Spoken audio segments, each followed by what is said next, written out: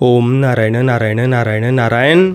सब मित्रों को राम राम। सबका स्वागत है दोस्तों, कैसे हैं आप सब।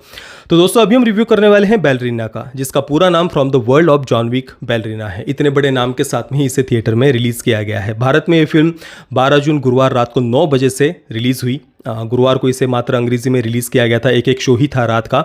और फिर शुक्रवार से यानी कल से इसकी मूल भाषा अंग्रेजी के साथ में हिंदी, तमिल, तेलुगु में भी इसे थिएटर में रिलीज़ कर दिया गया है। मैंने इसे गुरुवार रात को ही देखा था, परंतु स्वास्थ्य सही नहीं होने के कारण इस सप्ताह जो 2 हॉलीवुड की फिल्में रिलीज़ हुई है, बैलरीना और how to train your dragon का लाइव एक्शन रीमेक, इन दोनों का रिव्यू मैं थोड़ा सा देरी से कर रहा हूं, तो आप सभी मित्रों से मैं क्षमा चाहता हूं। How to train your dragon का रिव्यू भी थोड़ी देर बाद मैं तुरंत अपलोड करने वाला हूं। तो जितने भी नए मित्र पहली बार आज हमारे चैनल पर आए हैं, वीडियो को लाइक और शेयर करना और चैनल को सब्सक्राइब करना आप बिल्कुल भी मत भूलना। तो बैलरीना 2 घंटे और 7 मिनट की फिल्म है। अना de Armas इसमें मुख्य भूमिका में है और कियानू रीव्स का भी इसमें केमियो है, जो उन्होंने ट्रेलर में ही रिवील कर दिया था, तो ये कोई सस्पेंस नहीं है। फिल्म के डायरेक्टर है लेन वाइजमैन, जो इससे पहले 2003 और 6 में अंडरवर्ल्ड फिल्म सीरीज़ के 2 पार्ट्स आए थे, उनको उन्होंने डायरेक्ट किया हुआ है। इसके अलावा लिव फ्री और डाई हार्ड जो 2007 में आई थी, डाई हार्ड फिल्म सीरीज़ का 5वां पार्ट, उसके भी डायरेक्टर लेन वाइजमैन है। और उनकी आखिरी फिल्म 13 वर्ष पहले आई थी, टोटल रिकॉल 2012 में आई थी, उसके भी डायरेक्टर वही है। उसे कुछ खास मतलब काफ़ी निगेटिव रिव्यूज़ मिले थे और बॉक्स ऑफिस पर भी उसने कुछ खास ऐसा परफॉर्म नहीं किया था। तो इतने वर्षों के बाद में उन्होंने किसी फिल्म को डायरेक्ट किया है। अब देखिए, फिल्म के लिए तो मैं वैसे भी कुछ ऐसा उत्सुक नहीं था, ट्रेलर में भी कुछ भी ऐसा नहीं था जिस कारण से हम फिल्म के लिए उत्सुक हो। और ऊपर से जब मेकर्स को फिल्म के टाइटल में ही ये बताना पड़े कि भाई from the world of John Wick, और साथ में ही ट्रेलर में उन्होंने रिवील भी कर दिया था कि भाई जॉन विक का इसमें केमियो होने वाला है, तो इसी से पता चलता है कि मेकर्स चाहते थे कि दर्शकों को पता रहे कि भाई इसमें जॉन विक का केमियो है। टाइटल में भी टाइटल में ही भी ये वो बता रहे हैं कि भाई from the world of John Wick, तो जॉन विक के नाम से ही लोगों को थिएटर में वे बुलाना चाहते थे।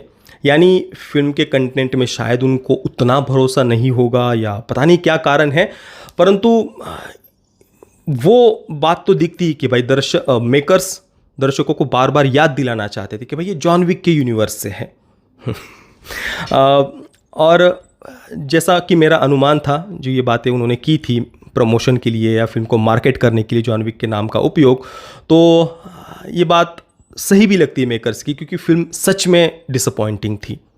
बहुत ख़राब तो मैं नहीं कहूँगा किसी भी एंगल से, परंतु फिल्म निराश करती है, डिसअपॉइंट करती है, और थोड़ा बहुत नहीं ज़्यादा डिसअपॉइंट करती है, मैं तो ये स्पष्ट रूप से कहूँगा। फिल्म की सबसे बड़ी कमी है फिल्म की कहानी। विजुअली तो ठीक ठाक फिल्म दिखने में लगती है, इसमें कोई संदेह नहीं। एक्शन सीक्वेंसेस वगैरह भी ठीक ठाक तरीके से शूट किए हुए थे, ऐसा नहीं मतलब कुछ नया आपको फील नहीं होगा, ये बात तो है। जॉन विक फिल्म सीरीज़ में अगर आप देखेंगे तो उसमें कुछ ना कुछ नया हमें फील होता है। उसका जो पहला पार्ट आया था 2014 में, तब से ही आप देख लीजिए, हर बार कुछ ना कुछ हमें अलग नया फील होता है। कियानू रीव्स का जो व्यक्तिमत्व है, जो ऑरा है, उस कारण से हम उस फिल्म सीरीज़ को देखना और भी ज़्यादा पसंद करते हैं।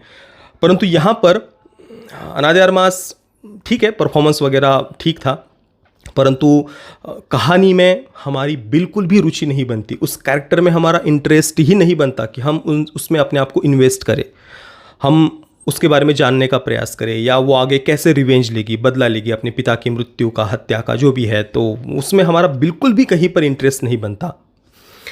जॉन विक का पहला पार्ट आप याद करिए, वहाँ पर कियानू रीव्स का जो कैरेक्टर है जॉन विक का, शुरुआत के कुछ 2-3 मिनट में ही उसको उन्होंने सब कुछ, उसका फ्लैशबैक, उसकी पत्नी, उन दोनों के बीच का प्रेम, कुछ विजुअल्स, कुछ फोटोज़ वगैरह, कुछ शुरुआत के 1 मिनट के अंदर ही वो सब बातें उन्होंने हमारे सामने रख दी थी।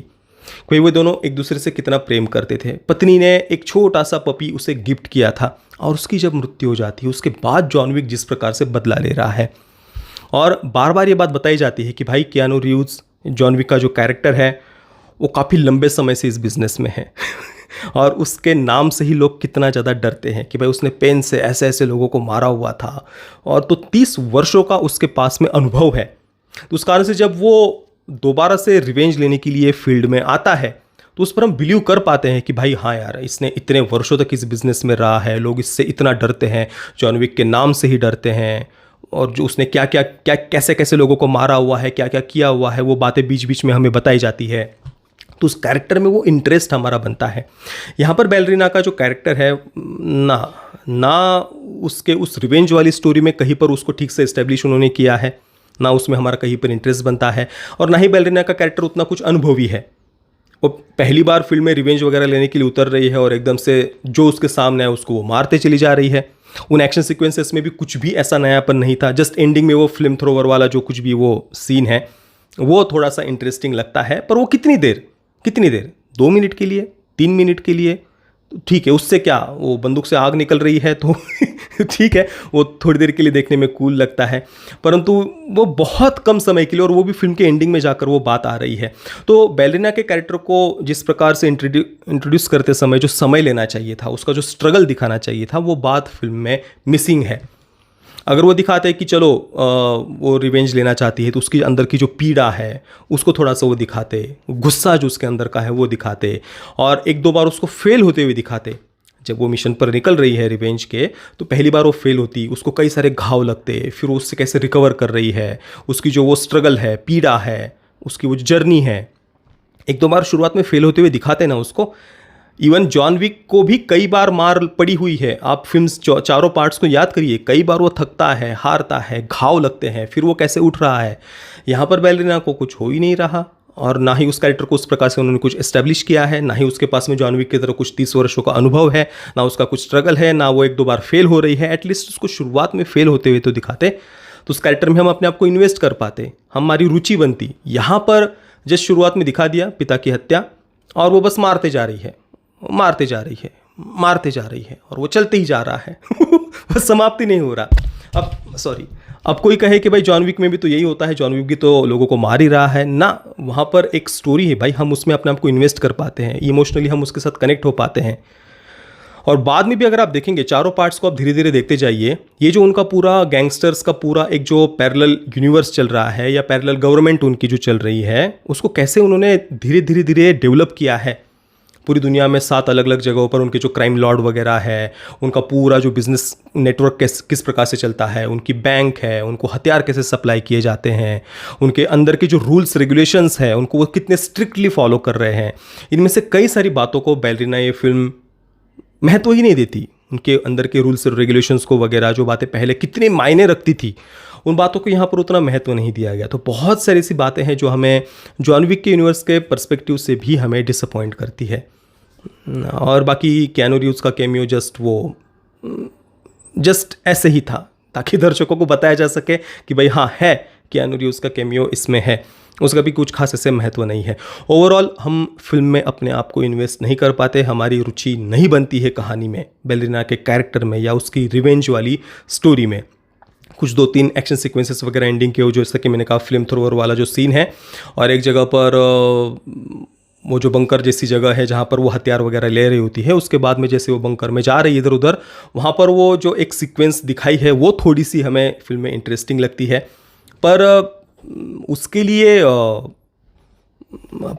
ठीक है, मतलब ऐसा नहीं कि आपको फिल्म परेशान करेगी, आप देखना चाहो बाद में कभी तो देख सकते हो, परंतु थिएटर में समय देने जैसा तो मैं नहीं कहूँगा इस फिल्म को। फिल्म डिसअपॉइंटिंग थी हर प्रकार से, और मैं तो कहूँगा कि जॉन विक यूनिवर्स से इसको अगर वो हटा भी दे तो भी कुछ ऐसा फ़र्क नहीं पड़ेगा। आगे आने वाली जो फिल्में हैं जॉन विक यूनिवर्स की, अगर नोबडी जो फिल्म सीरीज़ नोबडी का जो हमने रिव्यू किया हुआ है, उसको अगर वे इस यूनिवर्स में ऐड करते हैं तो वो आगे जा कर के देखना मेरे लिए ज़्यादा इंटरेस्टिंग होगा बैलेरिना की अपेक्षा। फिल्म की एक और बात जो हमारी समझ से परे है वो है फिल्म का बजट।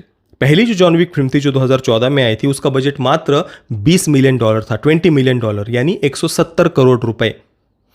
दूसरी फिल्म 2017 में आई थी, उसका भी बजट कुछ $40 मिलियन के आसपास का था। उसके बाद में जो तीसरा पार्ट आया था 2019 में, उसका बजट कुछ $70 मिलियन बताया जाता है, और चौथा पार्ट जो अभी 2023 में आया था उसका बजट $100 मिलियन है। हालांकि वो काफ़ी बड़े स्केल पर बनी हुई फिल्म थी, उसके एक्शन सीक्वेंसेस, लोकेशंस वगैरह अगर आप देखेंगे तो काफ़ी बड़े स्केल की वो फिल्म थी, फिर भी वहाँ पर $100 मिलियन ही केवल बजट था।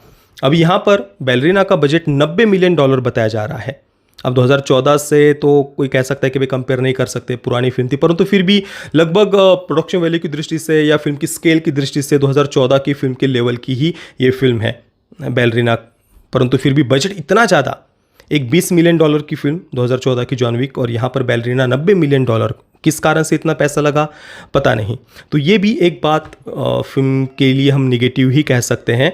बॉक्स ऑफिस पर अभी तक इस फिल्म ने लगभग एक सप्ताह से अधिक हो गया है अमेरिका में से रिलीज़ होकर, अभी तक फिल्म ने मात्र 50 से 55 मिलियन डॉलर ही केवल कमाए हैं। तो शायद ही ये फिल्म अपना बजट भी रिकवर कर पाए। मैं बैलरीना को दूंगा 4 out of 10 stars. Parental guidance की बात करें तो ए सर्टिफिकेट के साथ इसे थिएटर में रिलीज़ किया गया है। फिल्म में कोई सेक्स न्यूडिटी वगैरह नहीं है, परंतु वायलेंस वगैरह, खून खराबा ऑब्वियसली ढेर सारा है फिल्म में। बाकी जिन मित्रों ने इस फिल्म को देखा है, आपका अनुभव कैसा रहा मुझे नीचे कमेंट में अवश्य बताना। ये वीडियो देखने के लिए आप सभी मित्रों का बहुत बहुत धन्यवाद। जय श्री राम, वंदे मातरम।